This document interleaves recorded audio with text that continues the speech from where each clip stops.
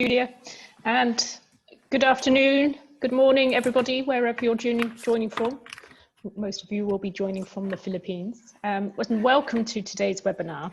This is our fourth and final, for now, of this webinar series where we've been going over a number of aspects of the Oasis platform and the project that we're running for the Philippines. This the webinar series and the project is been made possible as part of a 2-year project, which has been funded by the German government International Climate Initiative. We're making recordings of all of these webinars, which can be found on the Oasis YouTube site, and the presentations are available from our Dropbox site. And we will be taking questions via the chat function, so please submit questions using the chat function to the host or to myself or to Julia, and we will answer as many of them as we possibly can during the session, and any that we can't, we'll try and post questions, answers to later via the channels that we've discussed already. So next slide, please, Julia.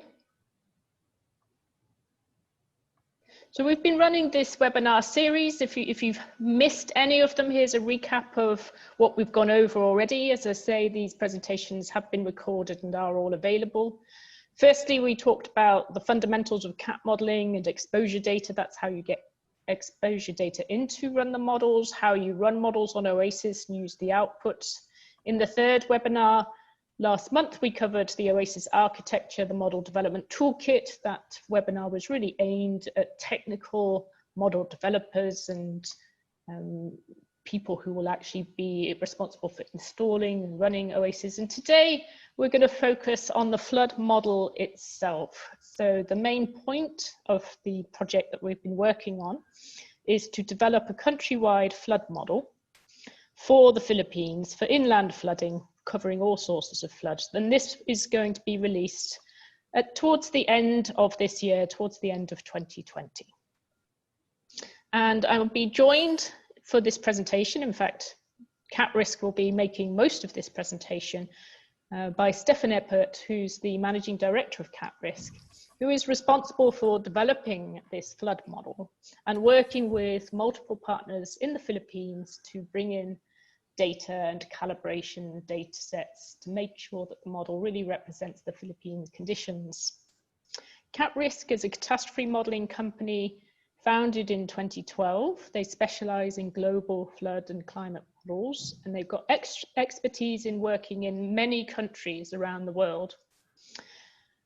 One of their benefits is that their models and architecture are all open to give end users real ownership of their view of risk and the ability to understand all of the assumptions and the data sources used in the model, and to change those assumptions and to use different data sets where they have better data. As I said, in this project, Stefan and Katrisk have been collaborating with several agencies in the Philippines to build a model which reflects Philippine data and risk.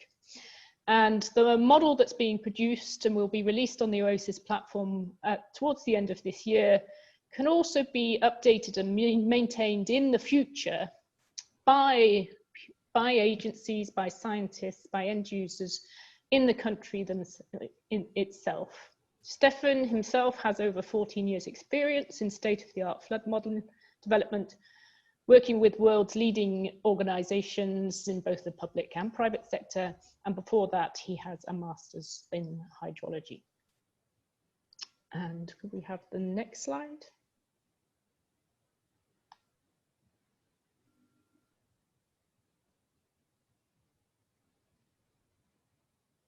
Oh, sorry, Claire, that was it. That's it. In that case, all that remains for me to do right now is to hand over to Stefan. So Stefan, please, you can drive this presentation. As we said, please send your questions via the chat box, and we'll collate them and try and answer them at the end of the presentation. So Stefan, over to you. Thank you, Claire, and good afternoon, everybody. Thank you very much for attending. It's a shame that we can't be in the Philippines for this workshop, but I hope that you're all safe and sound, and that we can bring this project to a successful end by the end of the year. So if you've been to our prior workshops, this will be a bit of a refresher. I'll present the structure of the model that we're producing and give you an update on where we stand in the next 45 to 50 minutes. And then we can go over questions at the end. So Claire already kindly introduced us. As a company, we're one of the younger CAD modeling companies in the market. Are based in California and in Germany, and we've got a variety of clients both in insurance and outside. So where do we stand with the project? We have got the hazard model completed in its first iteration. We've got initial vulnerability and countrywide exposure data. And we have a working implementation in Oasis in the model development toolkit. So before that, that was all command line driven, but now it works with the OED, with the graphical user interface and the infrastructure that you've seen in the last workshops. And finally, we have pretty much finished the work on the Model Update Toolkit, which allows users to feed in their own data into the model. What remains to be done in the next half year is the loss calibration, which means pulling all the bits together, adjusting hazard and vulnerability and defense assumptions so that all parts play together on the same scale and produce the same losses. For that, we will need to refine the exposure and vulnerability and some more assumptions that go into the model. We will also integrate the high resolution flood maps based on the LIDAR DTM. And finally, we will produce climate change scenarios. So there remains a lot to be done.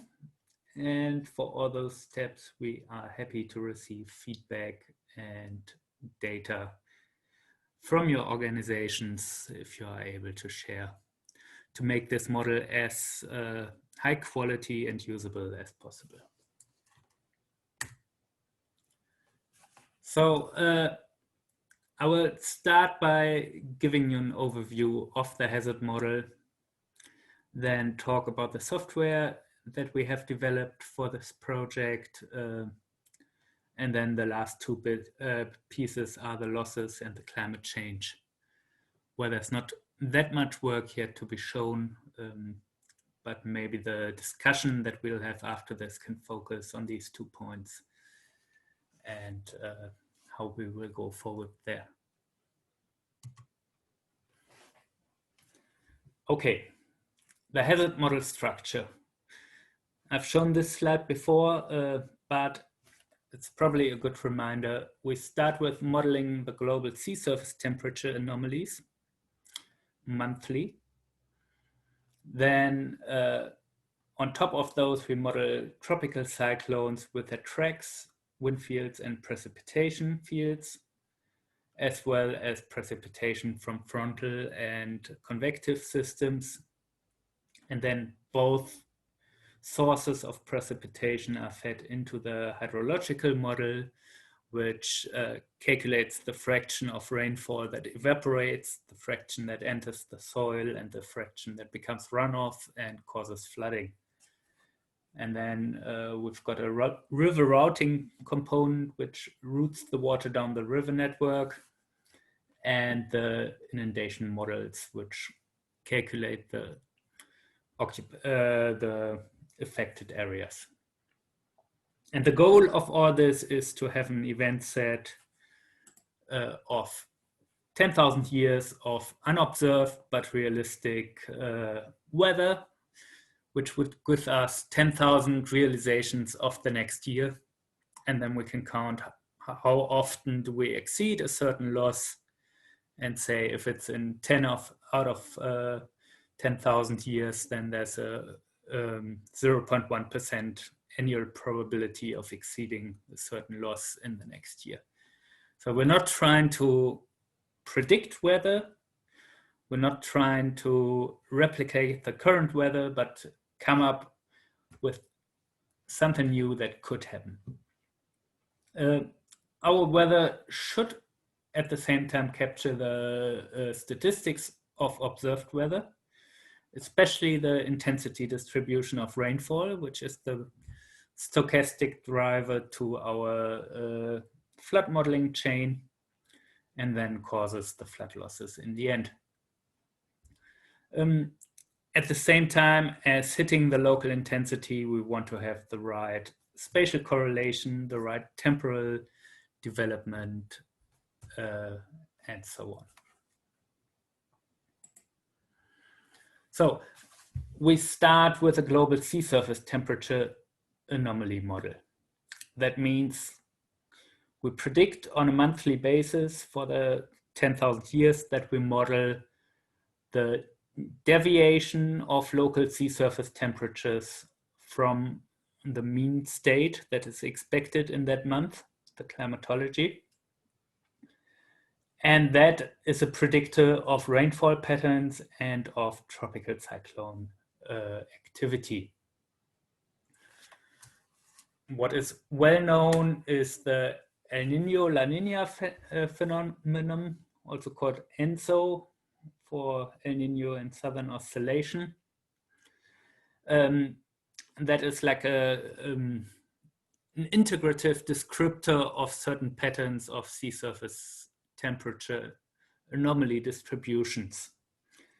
And we can get that from our model and then model tropical cyclones and weather conditional on that. That means you can also later, when you run our model, go back into the model and check the ENSO state by simulation year.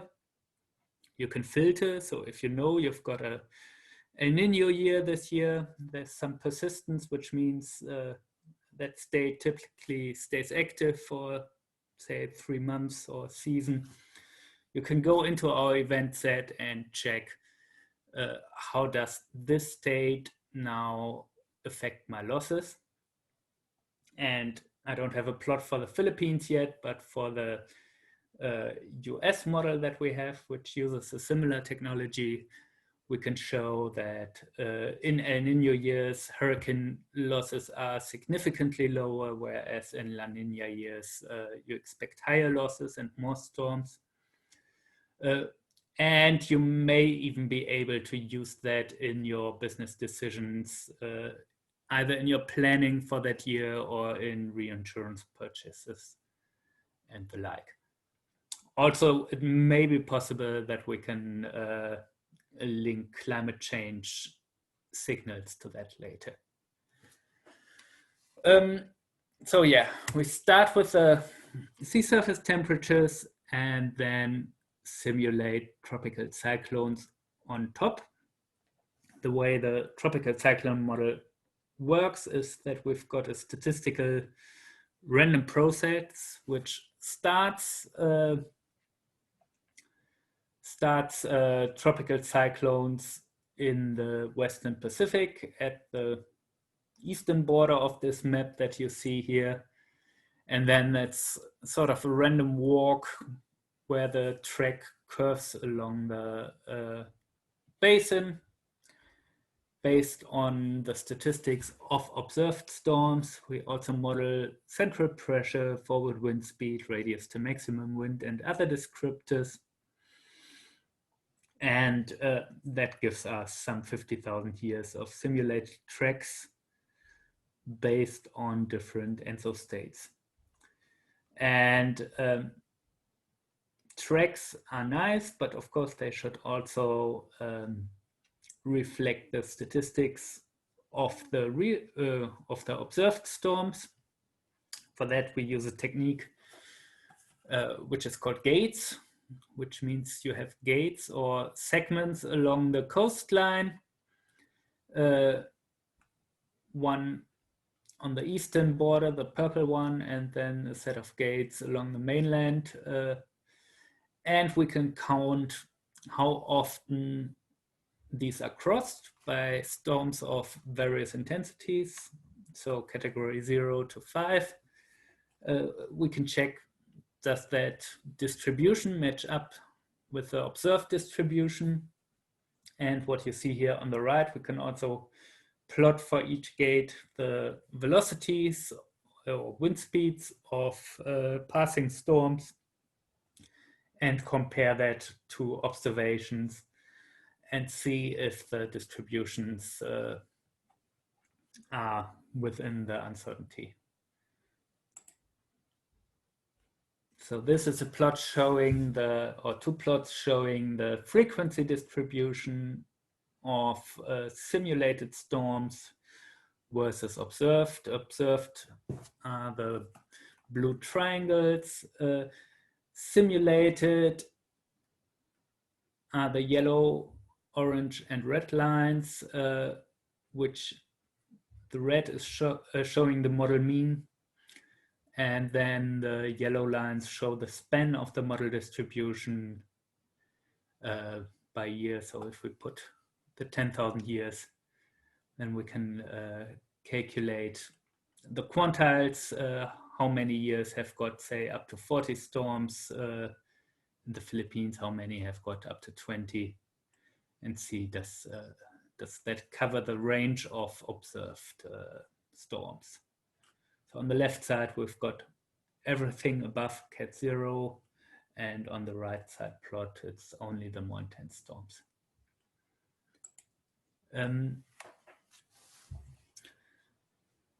Then on top of the storms, we model precipitation. Don't have a slide for that to keep the time short. That is a statistical model which links track parameters to observed precipitation amounts. So we've got precipitation from tropical cyclones, and then we've got the precipitation from non-tropical cyclones. And over the last 2 years, I've given several presentations on that methodology, so I will skip that here as well. Next step, once we have the rainfall, is hydrology. For that, we split up the country into catchments, which are shown on the right-hand side. So we've got something like 80 catchments over the Philippines. We've got 40 gauging stations, or 34 gauging stations from the Global Runoff Data Center. And we've got a gridded set of observations of soil moisture, which is derived from satellite imagery. And we use that to calibrate the catchment response in each of the catchments.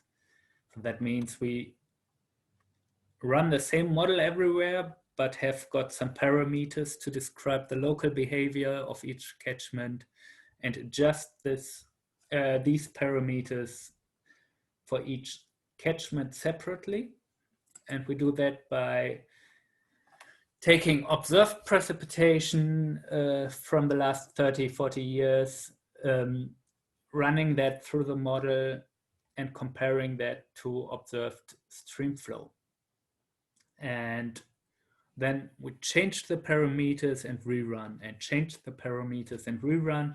And in the end, we find a data set which, or parameterization, which best reproduces the observed stream flow.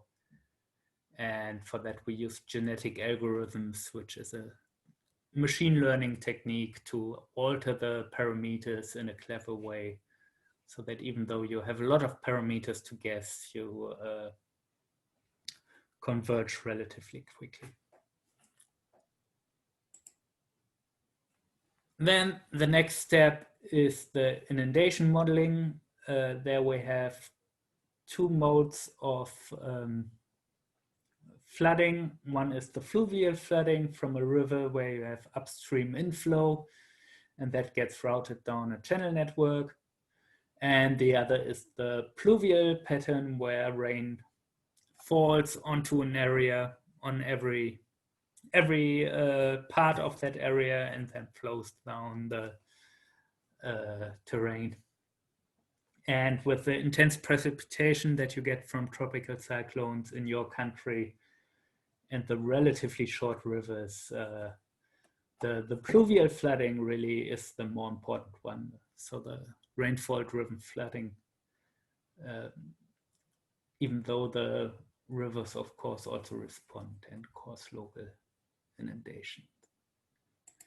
For that, it's important to have good DTM data, and we got both LIDAR and SAR data.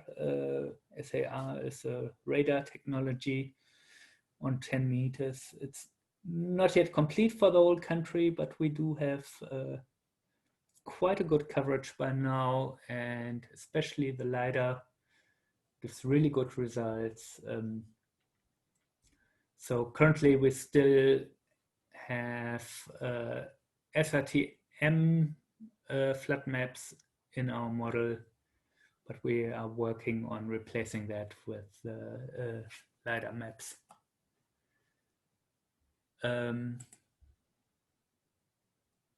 Okay, so we started with sea surface temperatures, then simulated rainfall on that. That means we've got 10,000 years of rainfall data, 6 hourly. We've got stream flow simulations on 10 minutes to cover the fast response of rivers. And finally, we need separate events. And for that, we go through the time series of flooding for each catchment and search for periods where we have especially high flow and cut out these times as separate events. So we go from a continuous model to a discrete event simulation model, but by covering or by starting with the continuous simulation, we keep the initial conditions correct. In the event set, we have the assumption that there's an event once every 10 years at most, which is relevant from insurance perspective. That's, I would say, standard for most regions in the world. We may have to lower that a bit for the Philippines, that you get more frequent losses at the same location. That is something where we are still looking for data. So if you have data which shows frequent flooding in the same locations, yeah, would welcome your input there. So with that, the hazard model is more or less complete. We can still refine components of that, but this is ready to go into the modeling software. So that is the next part of work that we did. First is the OASIS integration. So our model runs under the Model Development Toolkit framework that you saw in the third seminar, and second, I think. So that you have a web-based interface through your browser to the OASIS kernel. The model can be run either in-house or on AWS or with a broker or Netry. You can put in your exposure and contracts in OED format, and there are converters from AIR.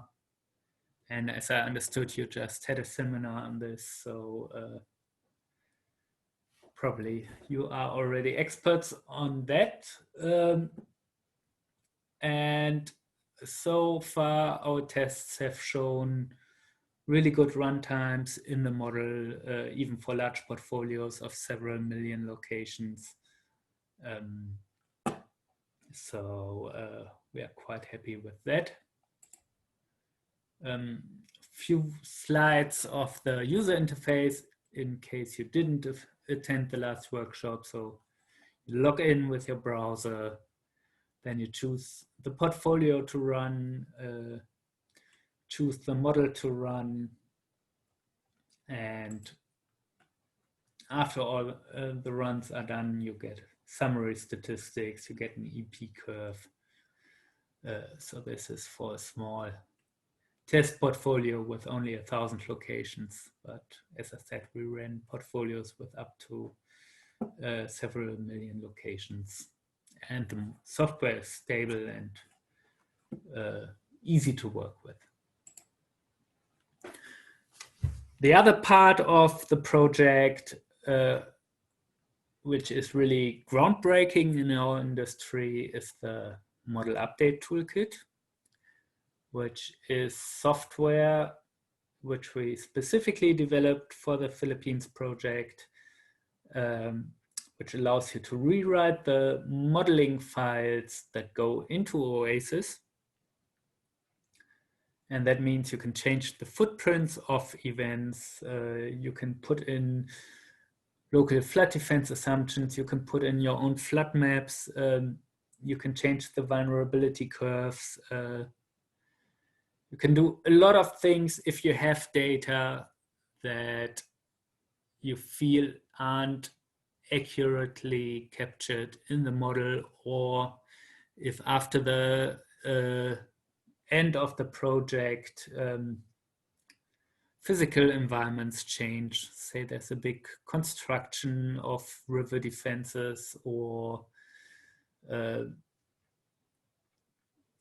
yeah, maybe climate change necessitates further infrastructure work.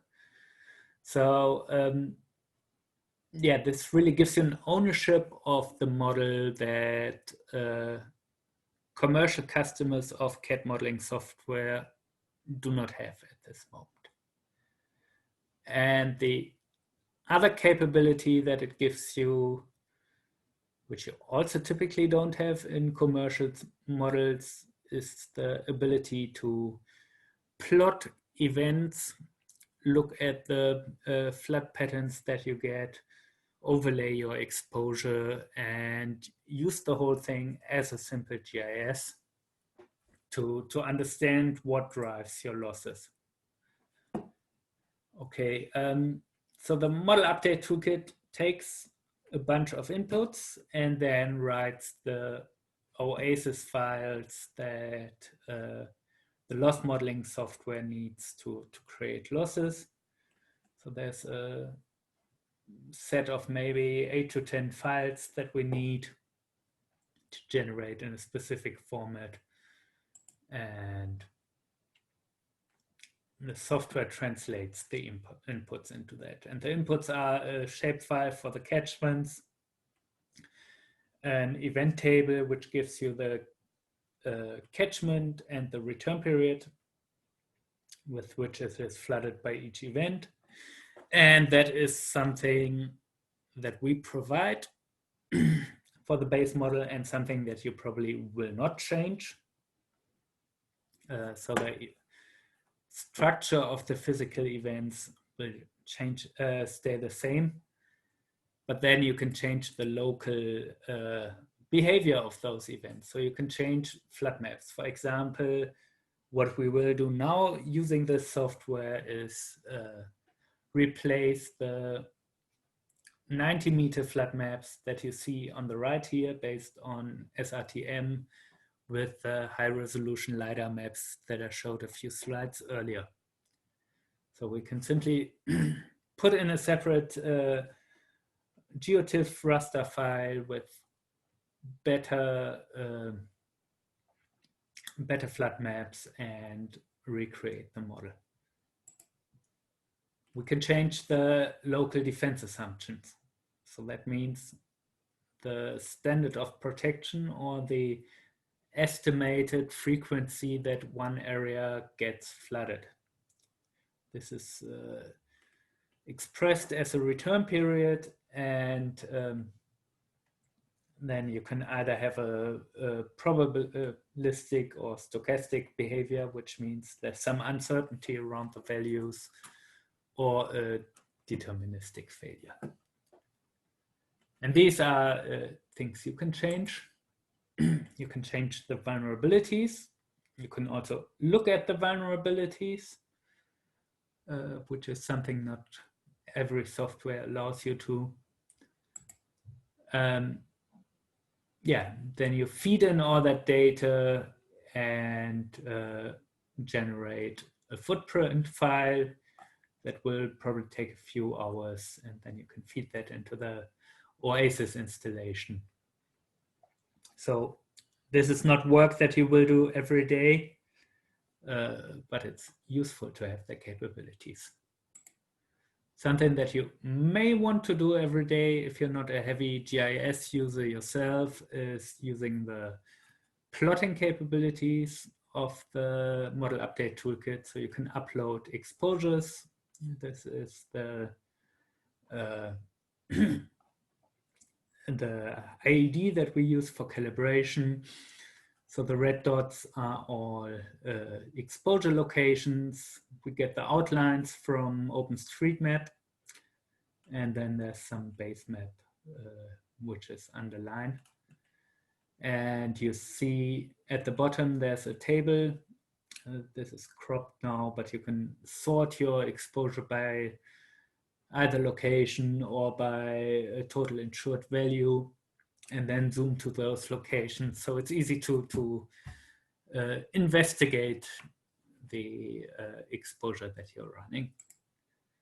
And you can also overlay that on top of the flood maps or on top of single events that you're plotting. If you have a lot of locations, so this is the exposure that we plot, that we use for calibration, then it doesn't draw individual points, because then you would only see red dots on the screen and nothing else. So if you zoom out far enough, you see these these circles, which represent clusters of locations. And then if you zoom in further, you get the individual locations. And so here we're really zoomed in. You see that 90-meter flood maps here in blue, and then the locations which are on there. So if you do a run, if you know you've got several locations which cause really high losses and drive the losses of the portfolio, you can later go into this. You can zoom to the locations which cause high losses and see, are they geocoded correctly, or maybe are they moved into the river? You can even change the location of these points and adjust that manually. So yeah, that was a lot of work that we spent on the software side. And now the final bit that we have to do is the loss calibration. We have got vulnerability data from the US, which is publicly available, and are working with a local partner there, the University of Mapua, to get that reviewed and adjusted for the Philippines. We've got building level exposure from OpenStreetMap. We've got another project partner, Willis, who will contribute benchmarks on losses and portfolios and exposure values. So we will refine those and bring in additional data set sources. And then we will run the model and compare that to observed losses, both on economic level and on individual portfolio level, and adjust the model in a way that the observations from the past, say 20 years, are a credible sample out of the 10,000 years that we model. Which means if you chose 20 years from our 10,000 and did that a lot of times, we expect the history to lie well within the distribution of losses that we get from the model.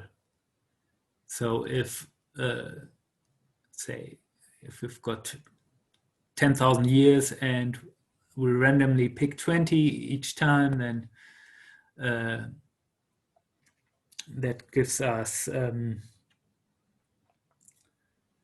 some 500 samples that we have, and if history was higher than all those 520-year samples, the model is wrong, right? So we adjust components in the loss calibration to match observed losses from the past, or to span both higher and lower losses. And for that, we start with economic data, because that's usually easier to get. And then hopefully we will get insured data as well in the medium term. One thing which was mentioned to us by our project partners is the importance of auto insurance. So we are working on including that as well.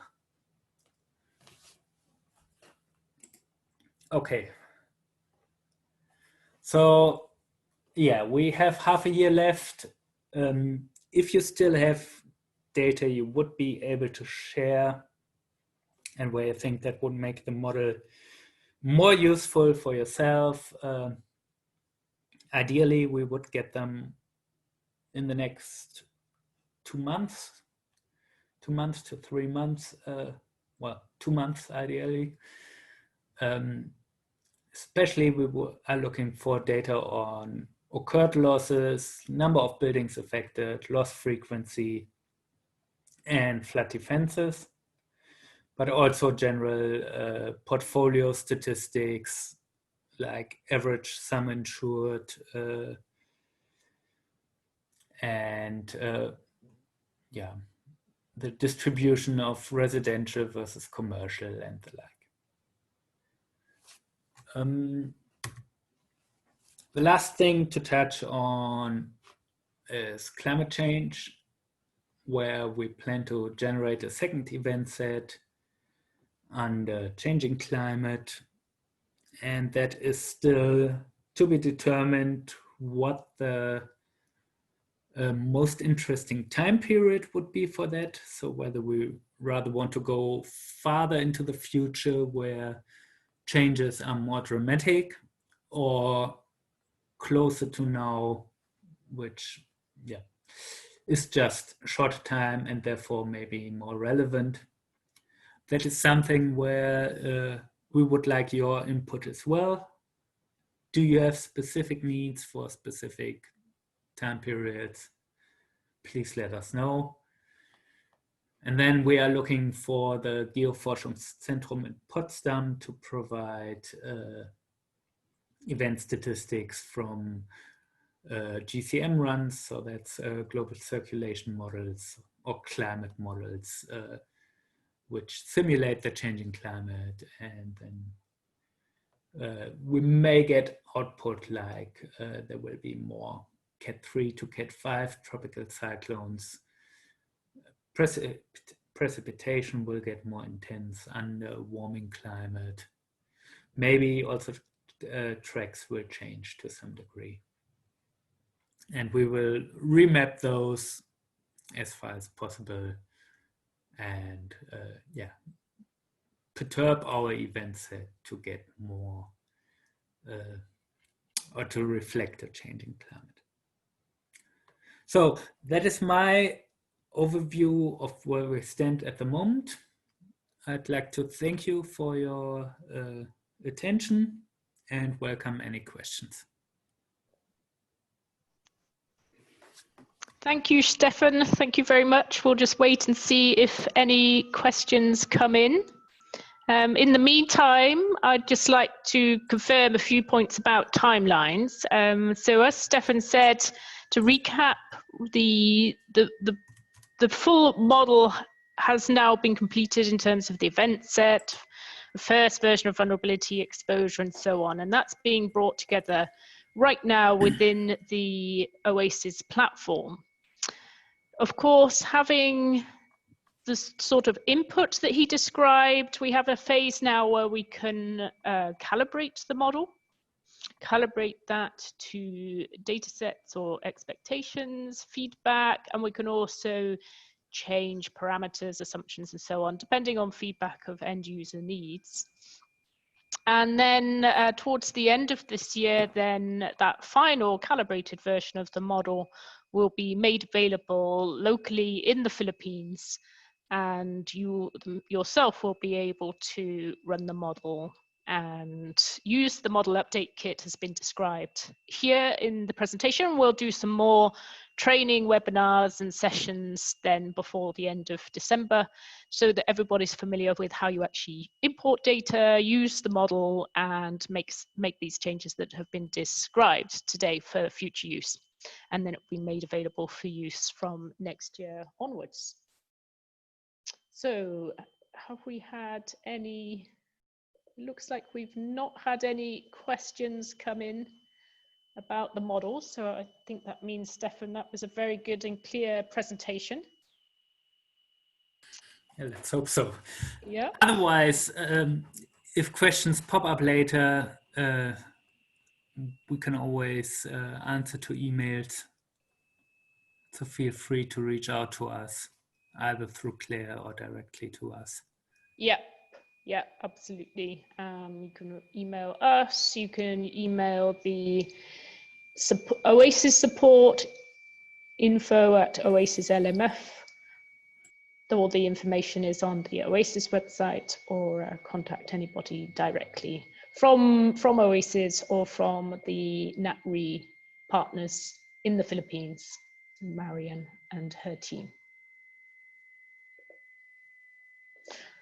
Okay, so we've put here the link of where the recordings and UI videos are being made available. We really hope you'll review those over the coming weeks so that you're up to speed and ready for when the model is made available to you all to run and to start using. And we will be back in touch and hosting some more seminars, webinars. If we're not able to come out to the country before the end of the year, obviously we have to see how the situation continues to develop, but we will certainly provide some more support and training before the final release and end of the project at the end of the year. So thank you very much for your attention and for attending these webinars, and please keep checking back for more information.